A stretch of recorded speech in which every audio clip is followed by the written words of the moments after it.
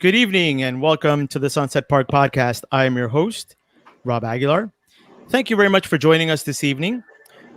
Tonight, we have a very important topic to talk about, and it's one that can be very stressful, especially if you're a parent or a teacher or an educator. We're going to talk about the opening of schools in a couple of weeks, and the chancellor and the mayor can't seem to get it quite right and can't agree on which way they want to go. So tonight we're joined by a group of teachers and parents who support delaying the opening of schools. Initially, the chancellor and the mayor wanted a blended program, which meant that part of the time kids would be in school and part of the time they would be learning from home. Just a few days ago, they kind of switched that up a little bit and added outdoor learning to this. Now, administrators have to scramble to figure out how they're going to implement that into already a difficult plan from the beginning. So, teachers, administrators now have to figure out how to do outdoor learning. They were not given the funding nor the equipment to accommodate outdoor learning. So now they're scrambling to figure out how they're going to make this work. On top of that, prior to this, a lot of schools in our community have windowless classrooms. Some schools had to figure out how they were going to make that work. One school in particular had to buy HEPA air filters from their own money, tapping into PTA funding because the city, the DOE, did not give them nor the funding nor the filters needed to have classes in these windowless classrooms. So it's a very, very confusing, sticky, ugly situation. And we're going to speak to these parents now. We're going to bring them on to the podcast so that they can tell us their thoughts. So we can start with, I guess, Caroline, you're a teacher in District 15. Yes.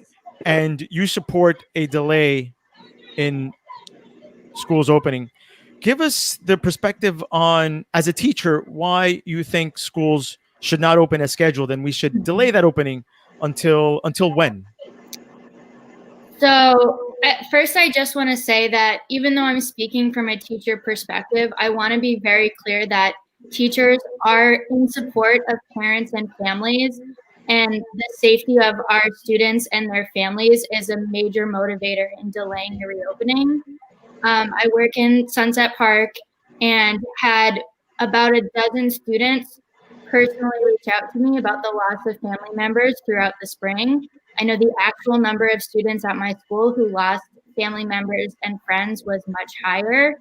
And currently, the positivity rate in Sunset Park is still around 6 or 7%, well above the 3% rate that has been stated is safe for a school to reopen.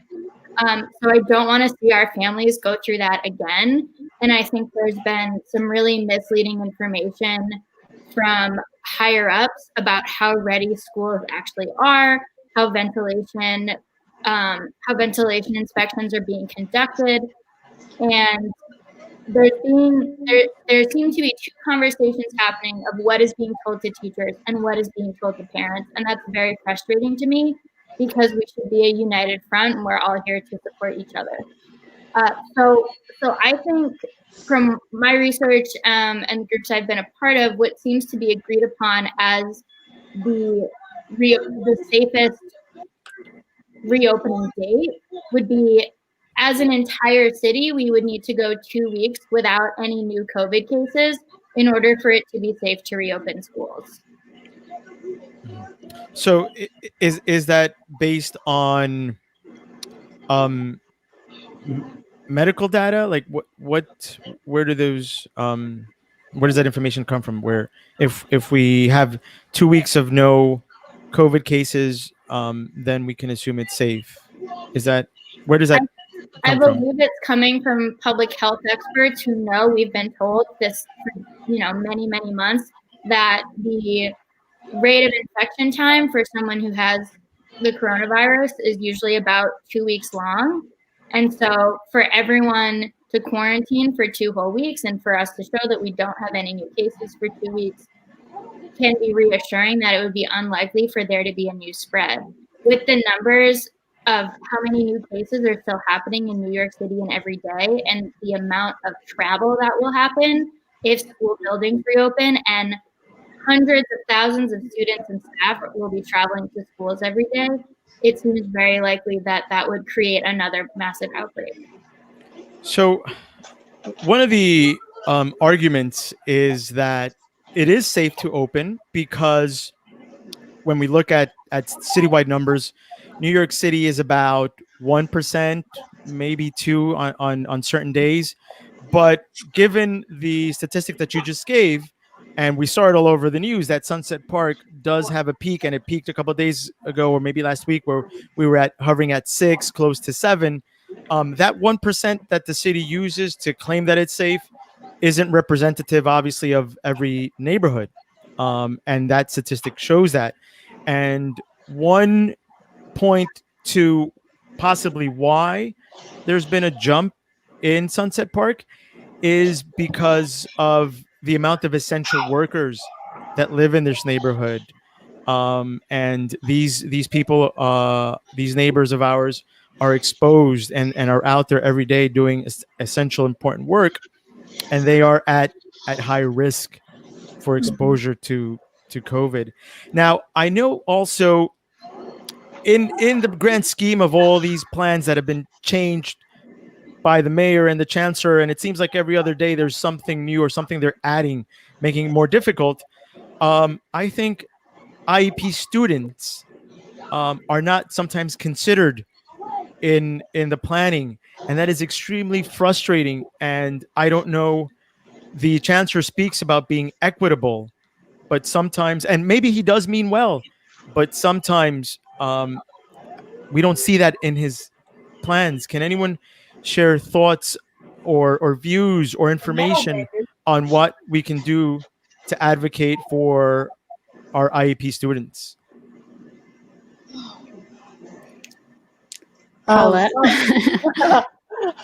I was organizing my thoughts as you were speaking, Rob.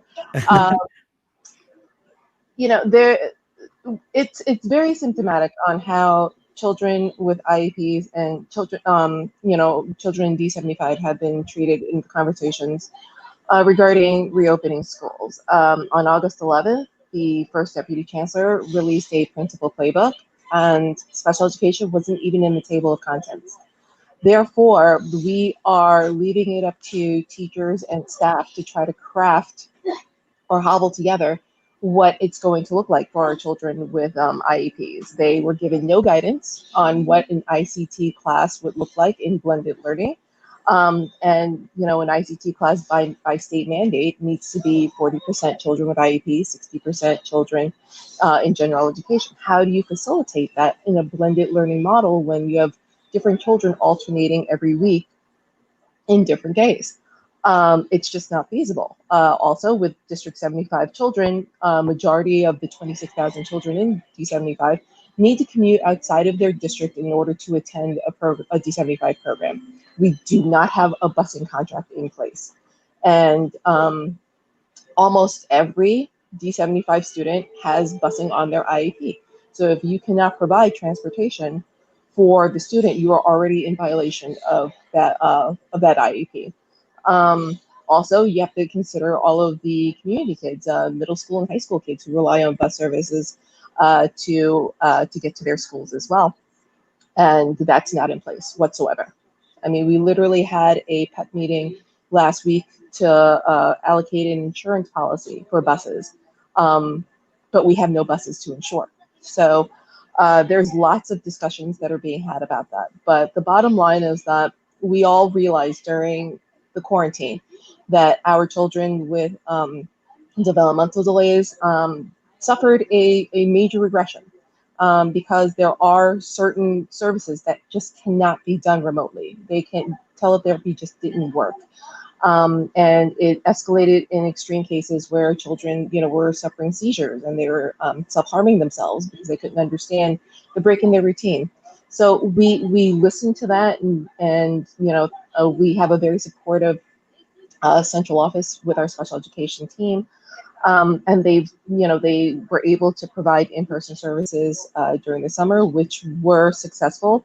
However, it wasn't communicated to the parents that they had that option to do so. So we have 26,000 kids that were supposed to be entitled to Chapter 683, which is the summer session, and they didn't opt in because they didn't realize that in-person services was an option. So out of those 26,000 students, 500 students participated. But those who did participate saw amazing progress when their students were allowed back for the one-on-one sessions.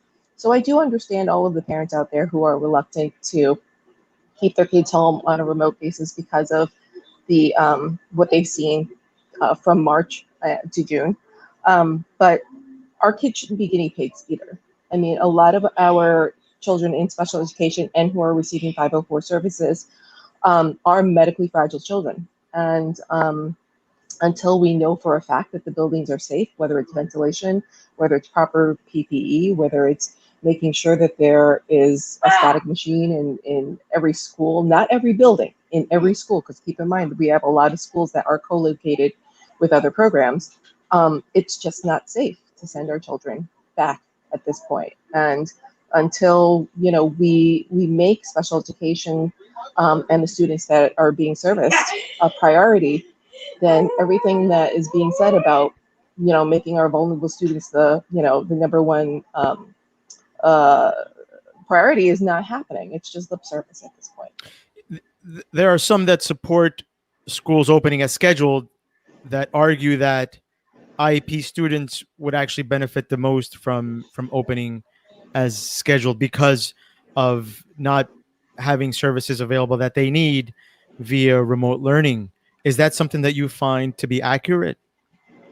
Well, I mean, there's arguments for both sides. There's definitely parents who they need schools to open because they are seeing the regression exponentially within their children, and there is a huge component in terms of certain there's you can't do OT properly via teletherapy. You just can't. It's and unless you yourself are an occupational therapist that have gone through the training and have the licensing, you just there's no way a parent can execute that properly at home. Same thing for physical therapy, speech as well. I mean, there's tons of programs that parents do not have access to that would be beneficial in a speech session, but that has not been the parents have not been given the training, they have not been given the resources. And we've spoken to the DOE about that. We asked them, like, is there a way that parents can get training to better facilitate these programs within the home?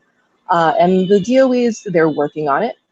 That seems to be like the response we get all the time. We're working on it. We are aware of the situation and we're working on it. And I do respect the fact that, there are parents who just cannot afford to keep their children at home. Parents need to go to work. They need to provide for them.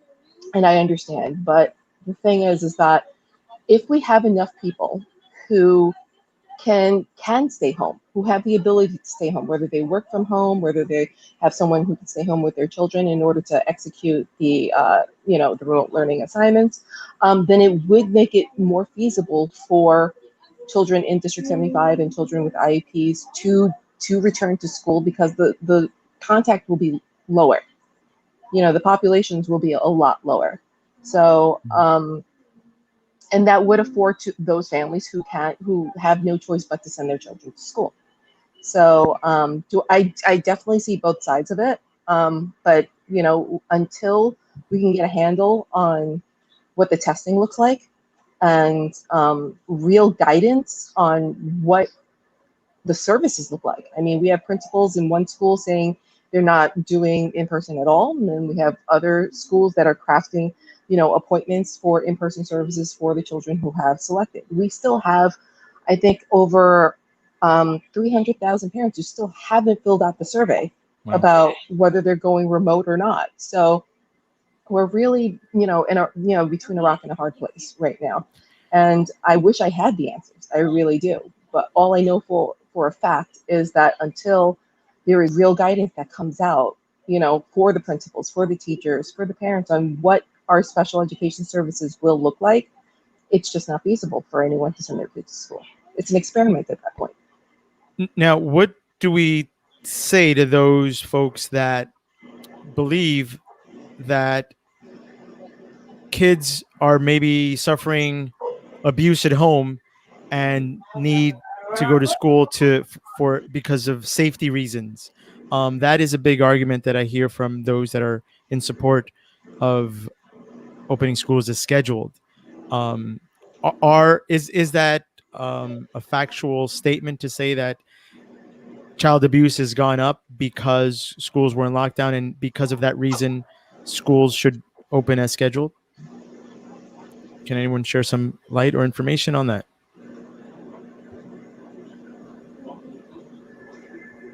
No. I mean, I can speak to just the I think what ends up happening in a lot of these conversations is sort of a false binary, right? Like a false either or. Either all the schools have to open, all the school buildings have to open because there are certain groups of kids who need in-person or in-building instruction, or the idea is presented as like none of the schools will open and no children will be receiving any in-person or in-building services or help. And I think that that's when we start to get into a place where we're really not going to have a productive conversation. You know, Paulette was talking about kids who really need in-person services, but that doesn't mean we need to open all of the school buildings in New York City, right? It's not a logical conclusion to come to. Um, and so even though I can't specifically speak to that question around kids who are being harmed in their home, I do know that if we were to prioritize um, the kids with the highest need, they could be included in that. But we're not having that conversation. We're having a conversation of either or. And I think that the agencies that are in charge of making sure that kids are safe at home would have to step it up in this situation and go out to homes and do visits to make sure that kids are safe. I think that is part of the issue here, and I understand that our schools serve many purposes, not just education, but kids get their meals at school as well. So I think other groups should be activated to help alleviate that stress of kids who may need meals at home, or kids who need someone to keep an eye on them because their home is not safe. And I think it seems kind of obvious, right? But it seems like the mayor and the chancellor don't see that, or is it, or are we oversimplifying things? I don't know. I just think that they should step it up. Those other agencies. Now, Melissa, let's talk with you now for a bit. Um, why do you feel schools should delay their opening? Sure. I mean, I teach kindergarten, and so even if, no matter how safe a building is, the reality is that they're not going to be socially distancing. It's we most of the staff in my school, we travel by subway. So already getting to school and getting back home is unsafe. I think that no matter how great our ventilation is, one high five in the hallway when a kid goes to the bathroom can and will derail the whole thing. So personally, for me, I truly don't think that schools can be safe, period. Also, I think it's important to realize that with six schools, there's not going to be any individualized attention with the child. There's not going to be small groups. There's not going to be a lot of true instruction, and you can't get 6 feet within a child. And if you do, like, you're breaking those rules. That to me is a potential lawsuit right there. Like, you can't break the safety rules that are being put into effect and also be an effective teacher. So there's nothing that's going to make me feel like school's going to be safe with students in it. Yeah, one of the things that I keep going to, and maybe it's relevant or not, but it's still not safe to sit inside a restaurant. Restaurants will not seat people inside. Everything is being done outdoors. So I don't know how we can have students inside a classroom. We're getting a comment from Facebook, and it's from Marielena Garcia, who says child abuse reporting went down 50% during the time we were remote learning. So could that be just because, like, I know as teachers, you you might be instrumental in helping report a child who might be being abused at home. That number could be because of that, or not. Maybe if we can get some more uh, information on why, or why that number is going down. So do you guys agree with that with regards to, like, for example, something as simple as restaurants not being allowed to seat people indoors? There's a mandate, right, that they can't seat people indoors. So I can't imagine how having kids in a classroom be any safer. I mean, an Right. article just came out today that, I mean, this seems hard to believe, but that the mayor said that he's going to use how things go in schools to determine if restaurants will be able to have indoor dining, That's which terrible. kind of, connects to, I think, one of the bigger issues that maybe the fellow guests can speak to as well, which is that at this point, I think the level of trust that all of the stakeholders have in the mayor to make decisions that really have the best interests. Oh, look, someone's writing that right on the screen. That have the best interests of the children and the families and the educators and the custodians and the food service workers that are not just in our buildings, but also right with this virus. Everyone that it touches can bring it home. They can bring it on the subway. So when we're talking about opening schools, we're not just talking about the people who are directly in schools. We're talking about every single person in our city having multiple new contacts and risks. Yeah. And one of the things that keeps coming back to my mind is the safety of the teachers equals the safety of the children. And just because of what I saw at different CEC meetings, where council members put forward resolutions on delaying the opening of schools, and in that resolution, by supporting the different unions, the different teachers unions, the principals and administrators unions, the council members stood in solidarity with those unions. And the counter argument was, well, we're not there to support, or the CC is not there to support the teachers. They're there to represent the parents and the kids. But as I said before, the safety of the teachers equals the safety of our children. And as the comment that came in from Facebook from Javier Salamanca, it says basically he's saying we can't trust the mayor and the chancellor, and they can't do everything they promised by September 10th. I mean, it's just not possible. And it seems like this is basically an experiment, as some of you have already pointed out, that based on what happens here will determine what is going to be mandated in restaurants. And that is just too big of a risk that myself as a parent, I am not comfortable with.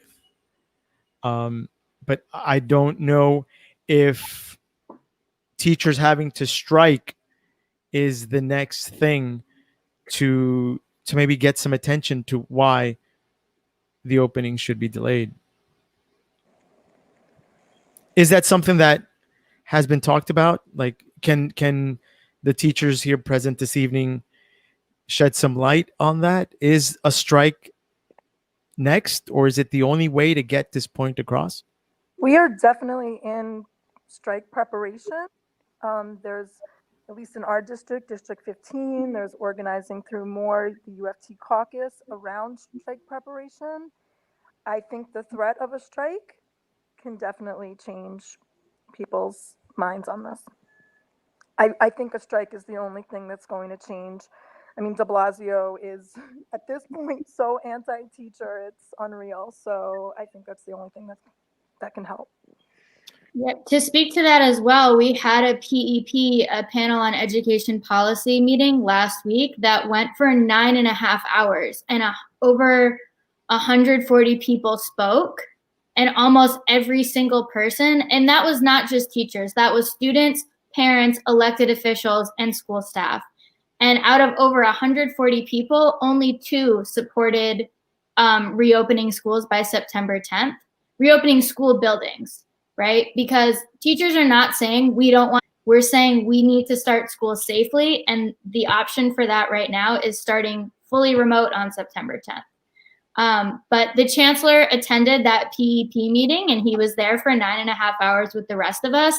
And instead of hearing the hundreds of voices that spoke to all these concerns we're discussing right now, the next day he came down even harder on insisting that we needed in-person learning. So I think the mayor and the chancellor have made it very clear that they're not interested in hearing what teachers have to say anymore.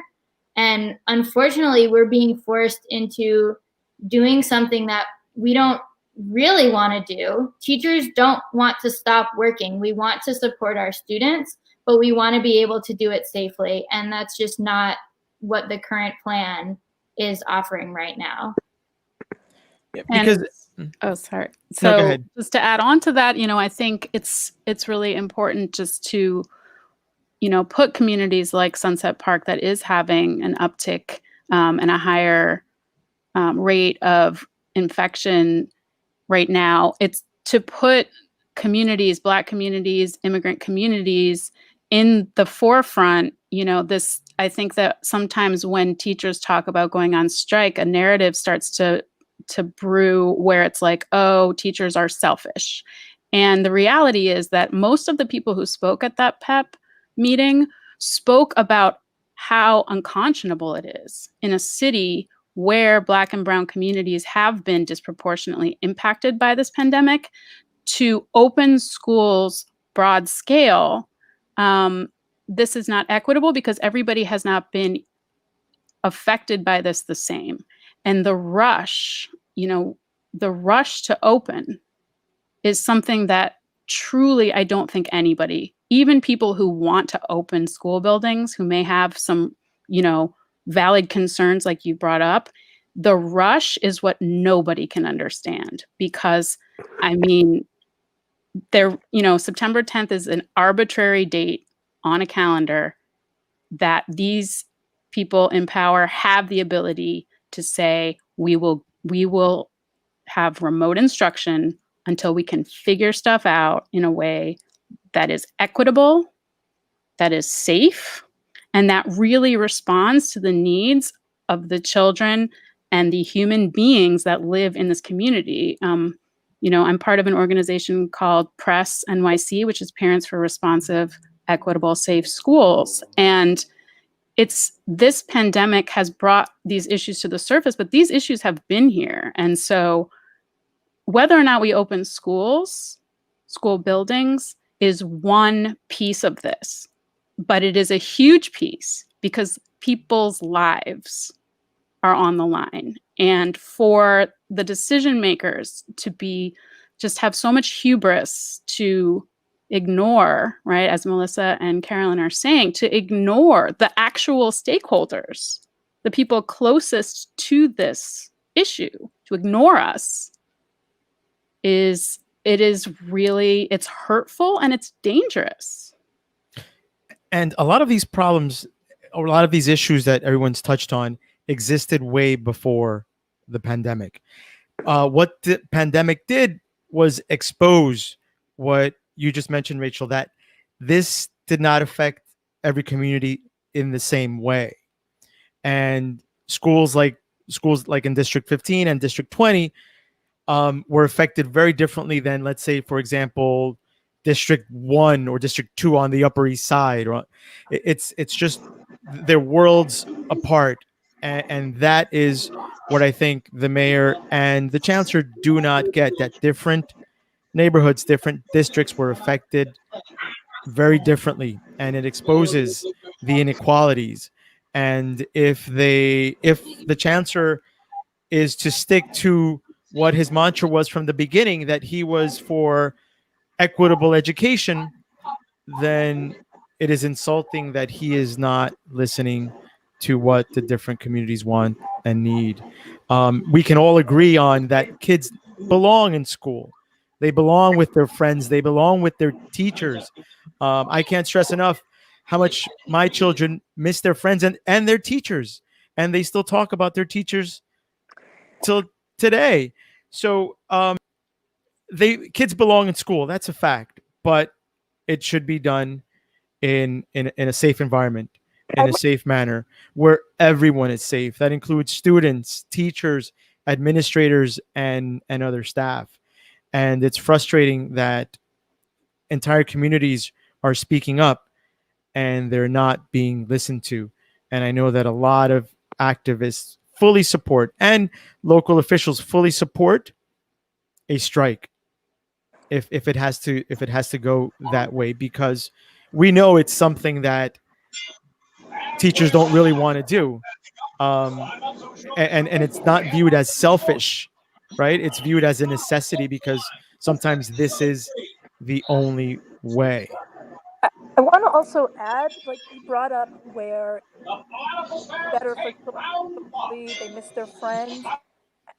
I don't think that the mayor and the chancellor really have spoken to parents about the realities of the school day, because they won't be playing with their friends. Recess will be socially distanced recess. I teach kindergarten. They won't be at centers with making friends. It's really going to be sit at your desk all day long. And I think that if parents understand that reality and still choose to send their children to school, so be it. But I'm angry that they're not truly being told what the school day is going to look like and how that's going to affect children's mental health, because it's like being in a candy store, being around all these kids all day and not being able to socialize with them in a real way. I would like to add on to that too. So I'm teaching in the middle school, and our plan, if we do go in person and do the blended model, is that students will be in a group of 10, and they will remain in one single classroom the entire day, and teachers will rotate. We are not allowed to have any posters, any paper anywhere on our walls. I'm an ELA teacher. I had to pack up my classroom library because we can't share books. There can't be any sharing of materials. So another thing I've heard is that, people want to go back to in-person school because they believe that kids will have less screen time. But because kids will actually only be in school 1 to 2 days a week and will have to be working remotely the other 3 or 4 days they're not in school, all instruction is still going to be online. There are not going to be paper handouts. There's not going to be hands-on activities, because we've been told that we can't share anything, that we can't come in contact with anyone else's stuff. So, I mean, if you just imagine, a lot of people talk about how difficult it is for elementary schoolers, but even as adults, what adult can sit in a single position in a chair for 6 to 7 hours with a mask on at a computer screen and not be allowed to socialize with the people around them? We're also being told we're going to have specific bathroom policies. It's just going to be such a heightened level of policing. And I just can't imagine, especially for students of color who are already over policed, what this new militaristic environment is going to do to them, that they're going to be so afraid of being too close to their friends or taking their mask off for lunch. I just think it's going to be a lot more traumatizing than people realize, because they aren't going back to the schools that they left in March. They're going to be coming back to a very different school environment, and it's going to be very difficult to administer this trauma-informed social emotional approach that the mayor and chancellor keep insisting teachers have been trained on, which we haven't. We have not received, since March, we have not received remote learning training. We have not received trauma-informed training. I know a lot of teachers have gone out of their way to find professional development on this and use their own time and resources to get better, but none of that is being provided by the DOE. And so it's the in-person environment is just not going to be a return to what people think it is. I want to add on to that because, you know, they talk about this trauma-informed social emotional as if like we're just dealing with what happened at the school. But they're not realizing that the trauma is going to literally be during that school day. And when a child is crying, 4-year-old, 3-year-olds in pre-K, they can't be comforted. Like there's not going to be, at least for me, I'm not going within 6 feet of somebody. And it's cruel. I feel like it's going to be so traumatic for a 4-year-old when they're crying and they're not being comforted in any physical way. It's Sorry, Rob. I just wanted to add one more thing. I mean, none of this can happen without funding. So our schools are already grossly underfunded prior to COVID. And at the last PEP meeting, the chancellor had said that we are anticipating an additional 20% cut to education. The last time I checked the statistics, we still had 356 open school nurse positions posted on the DOE worksite. And he made a promise to make sure every school had a nurse. That has not been fulfilled. We're literally 8 days away from reopening. How are we miraculously going to fill those positions without funding? And it's, you know, it's like he can have these conversations about, you know, having a socially, emotionally supported environment, you know, offering all these different services, but all of these services cost money, as do hiring teachers, hiring guidance counselors, hiring people to do the PDs that he's promising for these teachers.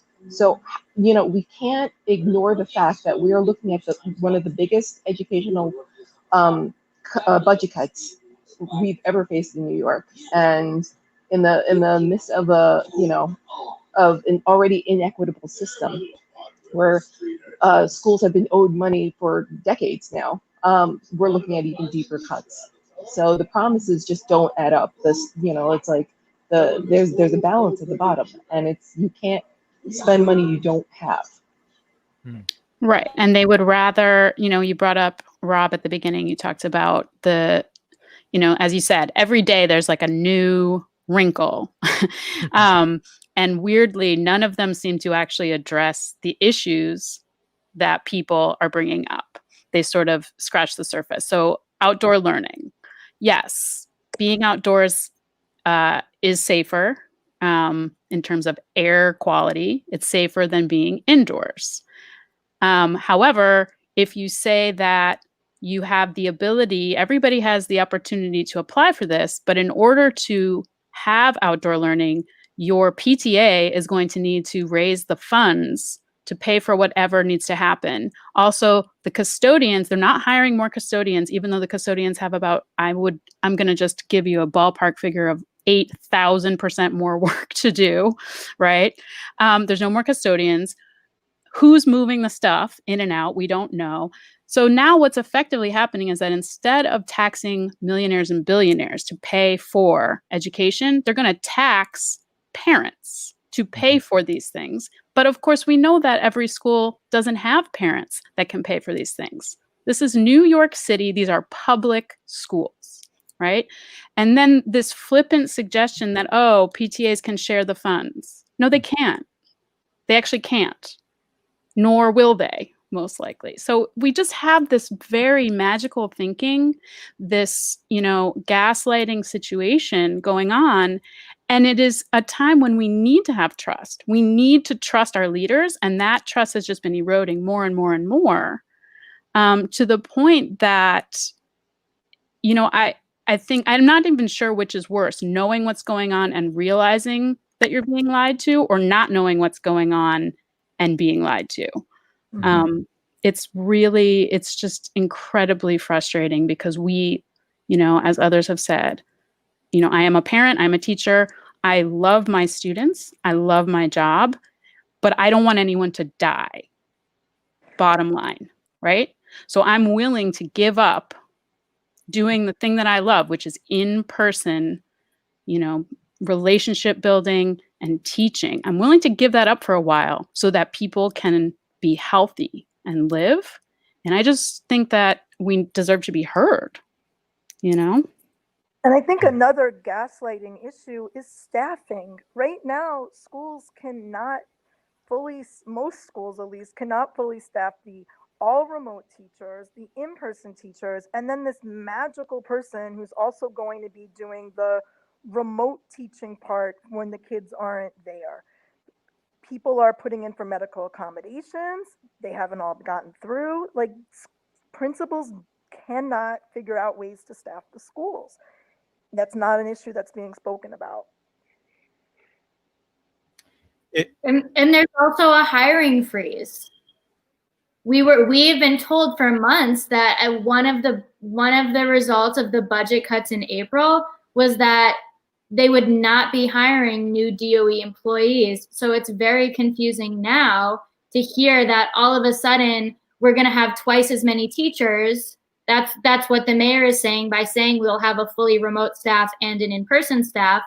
And yet at the same time, the chancellor is also talking about 9,000 New York City teachers being laid off if we get another 20% cut from the state.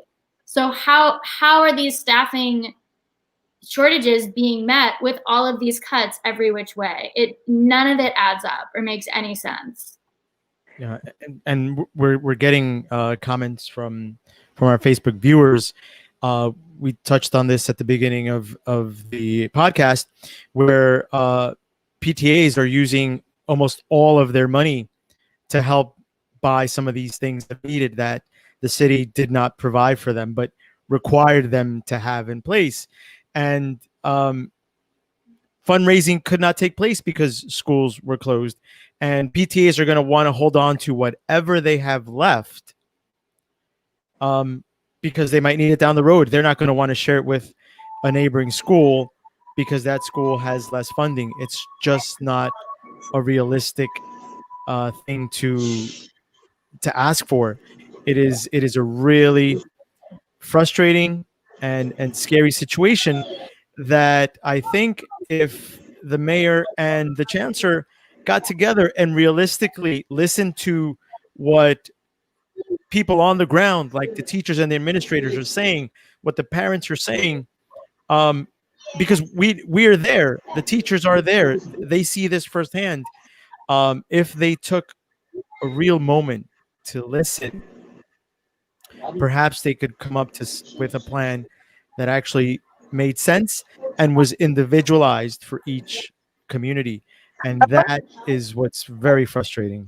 I want to add that, PTA funds should be for extra things, trips, books, carnivals, whatever. It should not be for essential things that the city should be providing. And to be honest, I hope that no more PTAs buy things, furniture, tents, anything that should be provided by the DOE and the city and the state. It's not up to parents to do the city's job. And it's not equitable. And it's not up to teachers either. I mean, for decades and decades, people have, these wonderful teachers who go out of their pockets to buy Band-Aids and hand sanitizer and paper and pencils and notebooks for their students who can't afford it. That shouldn't be the way it is. And we're seeing that played out on a very extreme scale now. I'm wondering, how are students being supplied masks? Because I know that personally, I can't afford, I teach about 100 students. I can't afford to buy 100 masks. So, and your teacher's choice was cut. So the $250 that you're given for supplies is no more this year. Right. We already, for years and years, haven't been getting funding for the most basic supplies. And now we're being told that parents and teachers have to spend even more just to protect our lives. It's a very tough situation, and as a parent, I appreciate and I see the tireless work that teachers have done in both District 20 and District 15, and I do see the true love for the children that they teach, and for that I personally commend you, and also fully support if the teachers need to go on strike to make sure that an environment is safe for everyone that needs to be in these buildings. Um, does anyone want to share any final thoughts before we close the podcast? I do. I want to share that, all of this drama is for 7 to maybe 8 days in person tops. So all of this talk about, like, oh, it's like we're opening for the children. It's maybe 8 days, an entire month. And I don't think it's worth it for that. Mhm. Paulette, any final words?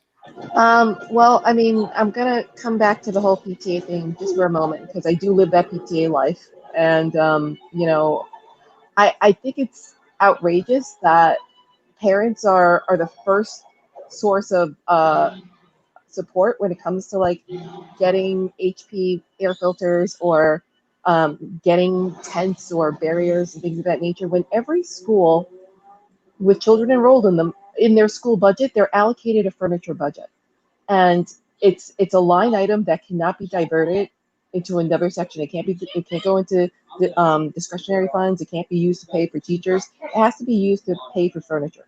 Why is that budget not being considered when it comes to purchasing tents and barriers and HEPA filters and things of that nature? Why is it go to the parents first? It's we know how school budgets work. If you don't use that money, it goes back to the state.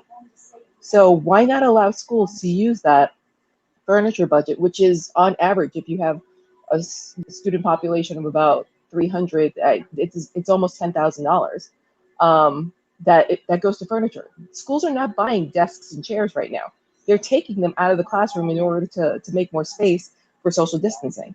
So the fact that their knee-jerk reaction in terms of like providing these supplies is to go to the parents that are already strapped, parents that have lost their jobs or grieving someone to COVID, parents who are essential workers who may be working 2-3 jobs in order to put food on the table, parents who are suffering from food insecurity, or they're on the verge of eviction. This is not the time to tap your parents for more money. And that goes for whether you are a parent of a general ed student, a special ed student, a multi-language learner, someone who's living in temporary housing. I mean, honestly, it makes no sense to me, and that's how I'm going to finish it off. Thank you. Yeah. I mean, I go back to what we chose as the name for our parent organization, right? Which is Parents for Responsive, Equitable, Safe Schools.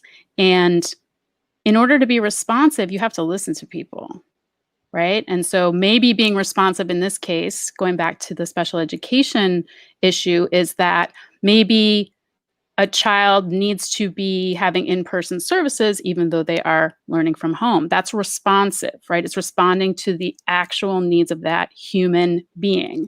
To be equitable means that you pay attention and you listen to people based on where we're seeing disproportionalities. You don't just paint with a broad brush across an entire system of 1.1 million students. You really look at the specifics and you try to figure out where is there a greater need, because that's where we need to put more resources, more time, more attention. And safe, it doesn't just mean, physically safe is obviously the top priority because you need to be alive to be emotionally safe, but it is not safe to traumatize children by putting them in a situation where they, God forbid, could infect somebody and, somebody else's grandmother passes away and that child lives with that for the rest of their lives. That is not emotionally safe for that child. And so I just really want to emphasize that we need to do better in the way that we are approaching schooling all the time. But right now it's urgent. And I just hope that people will continue to push for what's best for New York City. Mm-hmm. Melissa, any final words?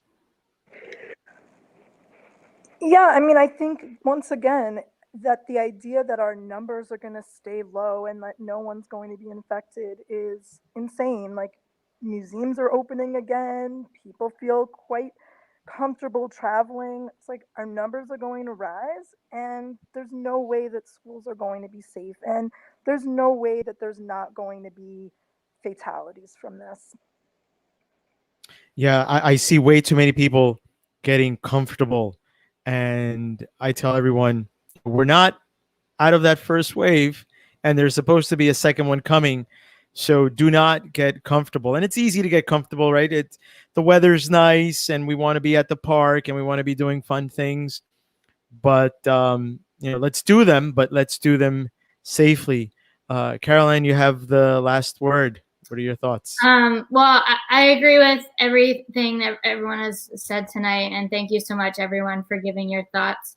And on to Rachel's point about responsiveness, not only does it feel like the mayor and chancellor are not being responsive to their stakeholders in schools, their students, their parents, their teachers, and their administrators, it also doesn't seem like they're being responsive to the broader trends that we see. The fact that we are the largest school district in the country, and we are the only of the top 10 largest school districts that hasn't chosen to go fully remote, seems really ignorant and dangerous. And school districts smaller than New York City have already tried to reopen and have been shut down within the first 1 or 2 weeks of school. I 100% believe that even if we go back to in-person, we will not make it 2 weeks before there's an outbreak. And by October, we will be back fully remote because it's just not safe. And what they're proposing just doesn't align with what we've seen play out in practice. And it just doesn't seem worth it. Why are we devoting so much time and money that we don't have into all these extra in-person resources instead of making sure that all of our families have sufficient technology to participate on the days that their kids are not in school? Not only do they need laptops or tablets, they also need sufficient Wi-Fi access. They need to not be just sitting in public parks or going to sitting outside of McDonald's to get Wi-Fi access, which was a reality for thousands of our students in the spring. We need to make sure that our families have food security and that there are childcare centers provided for essential workers, but this plan does not cover any of those needs so far. I want to thank you all for being here tonight. Paulette, Caroline, Melissa, Rachel, thank you for being here. I know that, and understandably so, there are a lot of teachers and parents who might not feel comfortable voicing their opinions on this topic so publicly for many reasons. And I thank you for your bravery and for being here and for speaking up for the communities which you work in. I urge the mayor and the chancellor and the governor to listen to the people that elected them, to listen to the people that they are supposed to serve. And let's open schools up, but let's do it safely. Let's do it when it's safe for everyone's well-being. I want to thank you all for tuning in. We will be back next week. I would like to remind you to please subscribe to the YouTube channel over at sunsetparkyoutube.com, and have a great weekend and take care of yourselves. Have a good night.